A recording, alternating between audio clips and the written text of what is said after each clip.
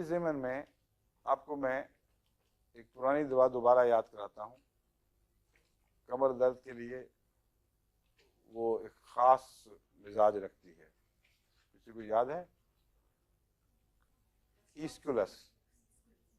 ईस्कुलस ईस्कुलस का कमर दर्द मस्सों से ताल्लुक़ रखता है, और ईस्कुलस में भी कुछ इलामतें हैं, जो कि सल्फर के भी मस्से हैं, नक्सवामी का भी मस्सों से ताल्लुक़ रखता है।